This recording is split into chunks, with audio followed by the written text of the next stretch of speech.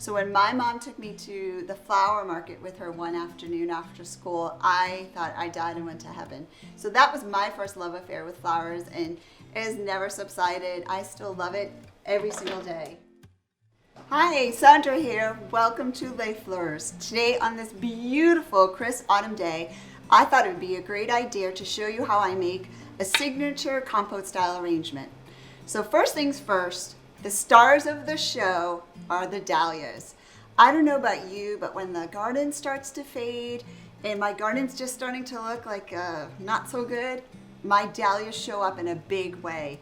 So all of these dahlias were locally grown here by local farmers. I just adore them. Look at these dinner plates.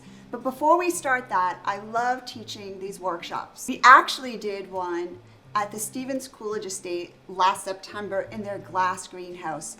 We were so fortunate that actually Northshore magazine did a little story on it. So if you have an opportunity to get this month's issue, you can read all about our garden workshop Under the Stars, and it was all about dahlias.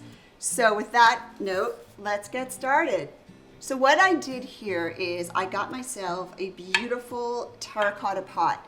Now I know what you're thinking. You're thinking, okay, there's a drainage hole, it absorbs water, it's gonna leak everywhere. We're not gonna do it that way. So what we did is we went to our local hardware store and we got an adhesive and we plugged the middle of the hole. And then what we did is we added a little bit of a glaze because of course we're gonna add water. So what we did is just put the glaze, let it dry, and you can use any terracotta pot you have in your home. I just love this compote style. We got these made in the Berkshires by a beautiful, beautiful company called Campo di Fiori. And what they do is they make hand-thrown pottery for pots, plants, flowers, whatever you call it. This is a flower frog. I've added some adhesive to the bottom of it just so it would stick to the bottom of our pot. So we're gonna put it in and we're gonna twist and make sure it's really, really stuck to the bottom. So you can see it's not gonna come up. Okay, next is my favorite. I love this chicken wire. You want to form it in the round ball. If you're wondering where you can get chicken wire, you can come here, come to Les Fleurs. We'll sell it to you, or we'll give it to you. And you're just gonna shape it into a round kind of ball structure. And then you're gonna place it in the center of your container. You don't want it to pop out, so what we're gonna do is we're gonna add some tape to it. So we have our good old adhesive tape. We're gonna just, we're gonna put it across, make sure it's very, very tight. And we don't want this tape to get wet, so try not to get it wet. Okay, so we got that pretty secure. Next we're gonna do is we're gonna add a room temperature water. Not cold, not hot, room temperature. Flowers tend to like that a little bit better. So we're just gonna add all our water into the container. So we now have our compote filled with water. The best thing about when you do these types of arrangements is to start off with some beautiful greenery. I actually went in my backyard this morning to my garden and I got some beautiful foliage. This is actually called burning bush, has little berries on it. I love the texture of this greenery. Another one that's really, really pretty is, any of you have viburnum growing in your garden? Because this is just another lovely, lovely green I like to use. Very hardy, very long lasting. But what we're gonna do is we're gonna start with our lemon leaf. So our lemon leaf, I call it my workhorse. We use this for everything. We really like it. It's super hardy. It lasts forever. And I love it as my base. So we're gonna start greening. I like to always start on the bottom and you wanna go in sideways. So you just kinda go in. You're gonna put it through your chicken wire and it's gonna hit into your flower frog. And you know, at first it feels a little awkward doing, but you do get the hang of it. Strip some of your leaves. You don't want your leaves in the water. And it's for a really good reason. The greenery causes the water to have a lot of bacteria in it. Your flowers will not last as long. So no greenery in the water. Okay, just go in a circle and add my greens. Now, if you have a little Lazy Susan at home, they're so helpful to use. You can just twirl it around and you can do the front, the back. I love these things. They're great. So that's just gonna keep turning it around. I start with my lemon leaf, and then you'll see I'll start adding other types of greenery too. We have now completely greened our arrangement. As you can see, we've hidden all our mechanics. You don't see the chicken wire, you don't see the flower frog. I've mixed all kinds of interesting greens, some from my backyard, even these little berries that were growing nicely in the woods. I just adore them. So what I like to do now is you want to start adding some of your dahlias. I like to start with my larger dahlias, my dinner plates. Look at these. Are these just gorgeous? Oh, and they're special. I just love these. You want to cut your stem always on an angle. It absorbs water so much better than straight across. And you can just tuck them in. Just try to make sure you get it into the frog, because if it doesn't, it will kind of fall out of your arrangement. So I always like to tell stories. While during this time home, I spent a lot of time watching movies.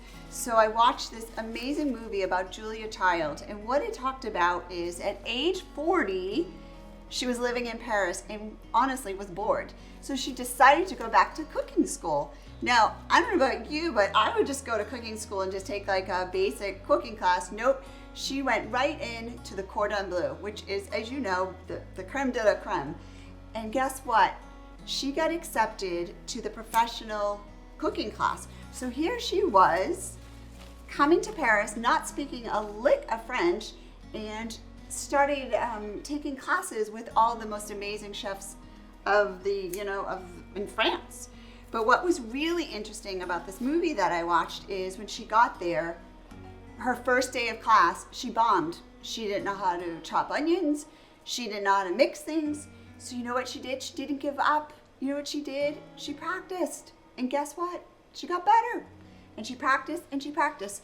So why I'm telling you this is just like floral design. Maybe the first time you may not get it, but keep at it. Try again. It's not rocket scientist. You're not going to get judged on any of this. Make what makes you happy. And if dahlias make you happy like it does me, then go for it. Put as many as you like. There's no set, formula or whatever. Let the flowers be beautiful and do what they do, and put them in the arrangement. So as you can see, I'm kind of placing them strategically. I'm not basing one color on one side, but I'm putting these these are just stunning, a little bit smaller than the dinner plates, and I'm just tucking them in at varying lengths. So you don't want them to be all the same length, and I'll tell you why. Because it will look like a big ball.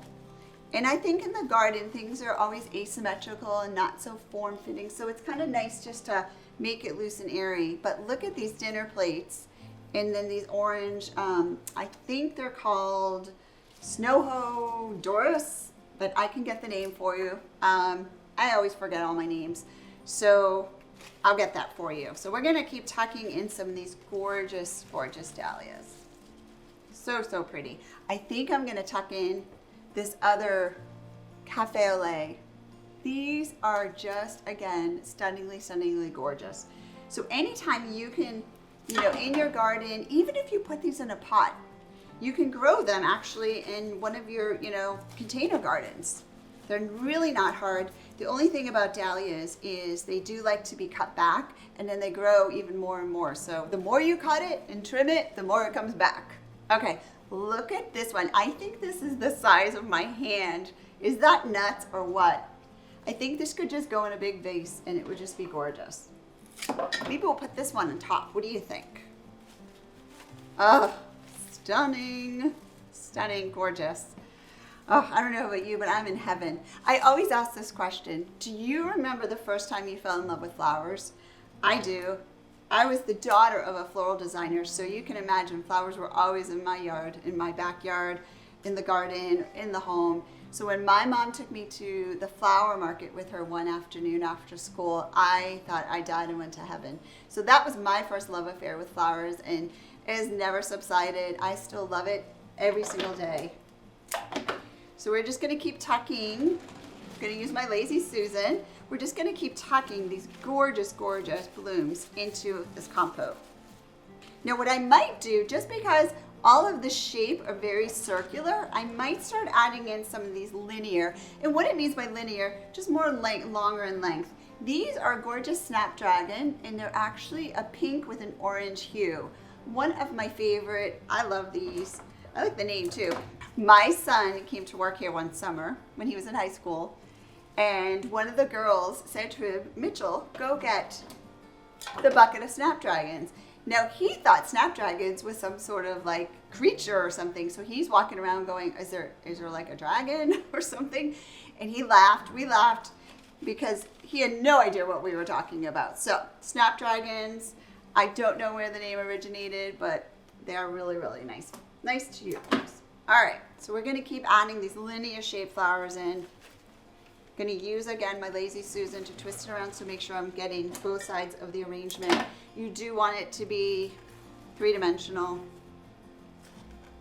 I like to follow the line of my foliage. So if it's kind of going up to the left, then I love to add some floral just to highlight with it. Oh, this is stunning. I want to add in these. This is a multiple color dahlia. Again, really, really a pretty texture. So we're gonna add some of these. I think it will highlight nicely with the two tones, which is the pink cafe au lait and the orange dahlia. Okay, so here we go. Adding more dahlias, right? Never gonna have enough dahlias. Gotta keep adding dahlias and more dahlias.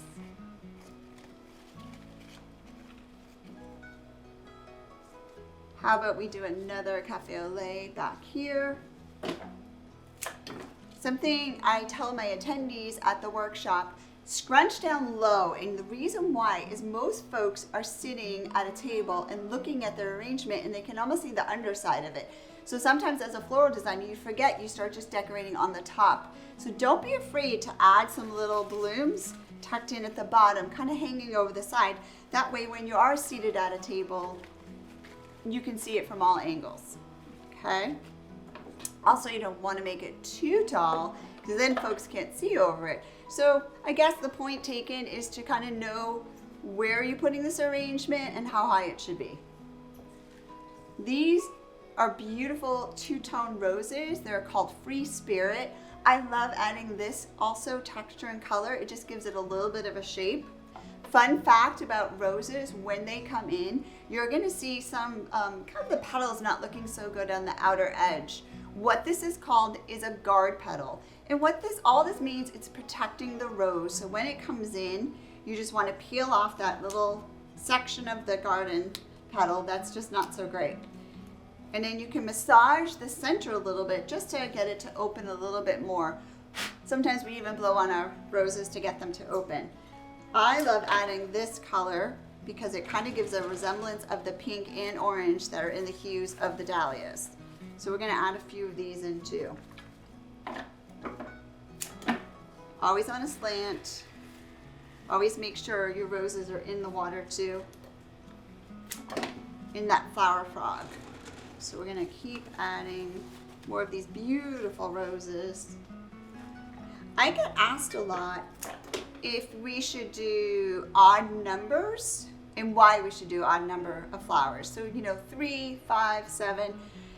There is, again, no rules. I mean, it's really your arrangement for your enjoyment, but there are some sort of guidelines. And what that means is that you want to make sure that you don't have just like one big one over here and then there's a lot of space. So you work yourself into triangles just because it spaces the arrangement out and it looks a lot better when it's complete. So here I am adding all these beautiful roses. Add a few more lower. Oh, guard petal off. Okay, so we have a lot of beautiful dahlias in here. And I do say often, I feel as a floral designer, you're only as good as your blooms. So to have these locally grown and not shipped, I really believe that when things are grown locally, the farm to table movement has been so wonderful for food. I really believe the same for flowers. There's some beautiful dahlia farms around here in Rhode Island also. I have gone to them. These people are the most incredible, hardest working folks I've ever met. up at dawn. I even have a lovely story where one of our flower farmers in Vermont actually puts little netting over all her dahlias. She does not want any bugs to touch anything, nothing to be bruised or harmed, so she basically puts little bonnets on each dahlia. It's lovely. And trust me, her dahlias are lovely. So we're gonna keep adding just a few more dahlias. Oops. Sometimes that happens. I think there's just a few spots that I would like to see a few more flowers.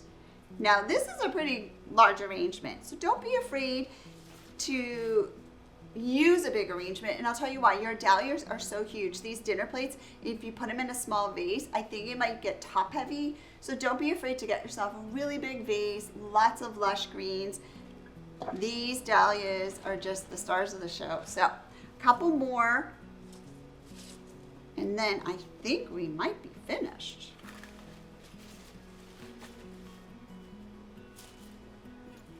Oh, these, I don't think I put any of these in. This is another variety. Again, I will get you the varieties. So when we have our workshop at the Stevens Coolidge Estate, we start with a tour of the gardens, and they have beautiful dahlias also growing there.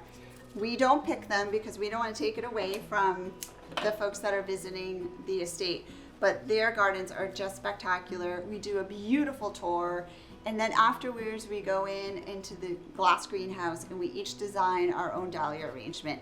And it's just such a magical time. Like I said, it's underneath the stars. We just enjoy it so much. We do have other types of workshops too, but dahlias is one of my favorite. Okay, so a few more touches. I also wanted to add in these beautiful ranunculus, and they're in like a very peachy apricot color. So we're gonna add these in, as they say in French, the pas de résistance, which is to me the little, oh, I love when they float. So what that means is they're not like stuffed in, they kind of bounce above the arrangement to give that very airy, loose feel. So these are just spectacular. I mean, oh, gorgeous. A couple more.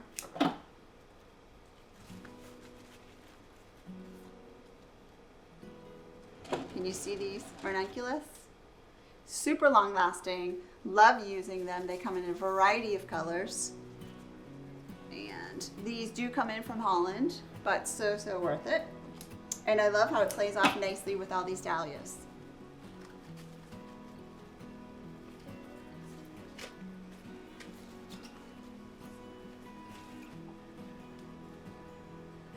Okay, a few more, and then I think we are good. I'm adding a little bit of these rustier colors.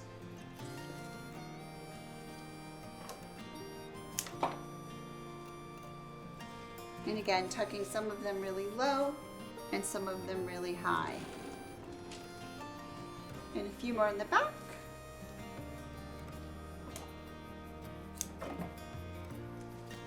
Tuck some in here. Oh, look at this, just gorgeous. And again, the stars of the show are the dahlias. So I hope you've enjoyed this. I hope you can take some time in your own life to go out to your garden, pick whatever you may, or go to a local farmer and get some of these beautiful dahlias and make an arrangement. All right, enjoy. Happy fall.